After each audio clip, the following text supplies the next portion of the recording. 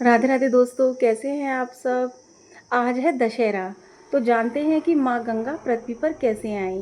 भागीरथ की तपस्या और भगवान शिव की कृपा से माँ गंगा धरती पर आई, ये तो सभी जानते हैं। लेकिन भागीरथ के जो पूर्वज थे ना, उनको मुक्ति दिलाने के लिए भागीरथ ने ब्रह्मा जी की बहुत घोर तपस्या की। और उनकी तपस्या से प्रसन्न होकर ब्रह्मा जी ने माँ गंगा को पृथ्वी पर लाने का वरदान दिया।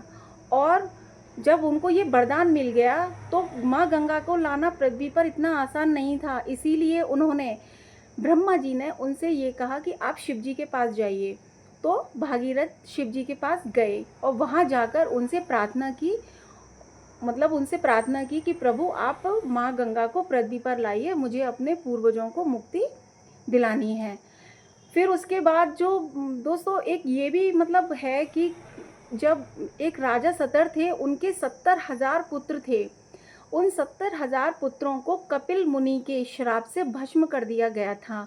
उनको भी अपने पुत्र को, मतलब अपने पुत्रों को मुक्ति दिलाने के लिए जो है भागीरथ ने भगवान शिव से, मतलब अपने पुत्रों को, पूर्वजों को मुक्ति दिलाने के लिए और अपने पुत्रों को मुक्ति दिलाने के लिए भगवान से उन्होंने प्रार्थना की।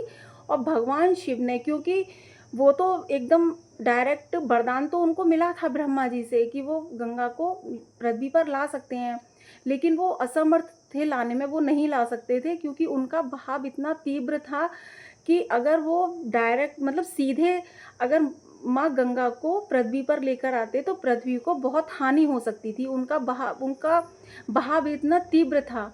तभी वो शिव जी के पास गए और शिव जी ने उनकी प्रार्थना स्वीकार की, क्योंकि ब्रह्मा जी से वरदान मिला हुआ था उनको। तो इसी कारण शिव जी ने उनकी प्रार्थना स्वीकार की और उन्होंने अपनी जटाओं से माँ गंगा को पृथ्वी पर अवतरित किया, उद्भव हुआ, तभी उनका जन्म हुआ। कहा जाता है कि ज्येष्ठ मास, शुक्ल के ज्येष्ठ मास में, शुक्ल पक्ष के ज्येष्ठ मास में दशमी को जो है माँ गंगा अवतरित हुई थी।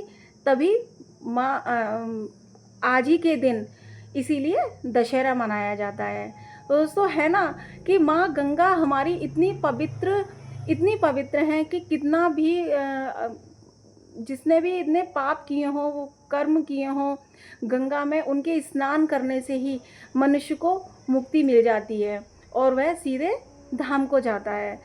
तो दोस्तों मतलब ये कहा गया है कि मतलब बहुत पुराने पुराणों से यही प्रथा चली आ रही है कि माँ गंगा पृथ्वी पर किस तरीके से आई थी। और मतलब ये तो सभी को पता है कि शिव जी की जटाओं से माँ गंगा निकली थी, लेकिन वो क्यों आई थी, किसके द्वारा लाई गई थी दोस्तों, और कितने लोगों को उन्होंने मतलब मुक्त किया, उनके पापों से उनको मुक्ति दिलाई।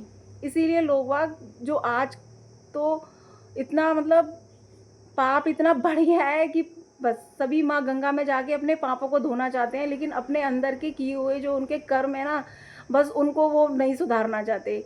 सोचते हैं कि बस गंगा में नहाएंगे और हमारे पाप धुल जाएंगे। ये दोस्तों सही भी है, सत्य भी है। तो है ना कितना प्यारा प्रसंग है माँ गंगा का कि माँ गंगा पृथ्वी पर कैसे अवतरित हुई। तो जाइए, दशहरा है, नहाइए अपना और अपने पापों को हो सके तो थोड़ा कम कीजिए। जय श्री राधे राधे। और दोस्तों ये कोई ज़रूरी नहीं है कि हम माँ गंगा, जब हम जाने में असमर्थ हैं और हम माँ गंगा तक हम नहीं पहुँच सकते, हम नहीं जा सकते, तो हम दशहरे वाले दिन गंगा जल में बाल्टी में पानी भरकर और उसमें गंगा जल का अगर हम एक ढक्कन डालकर भी अगर हम स्नान करते हैं तो वह भी माँ गंगा में स्नान करने के ही बराबर है ना।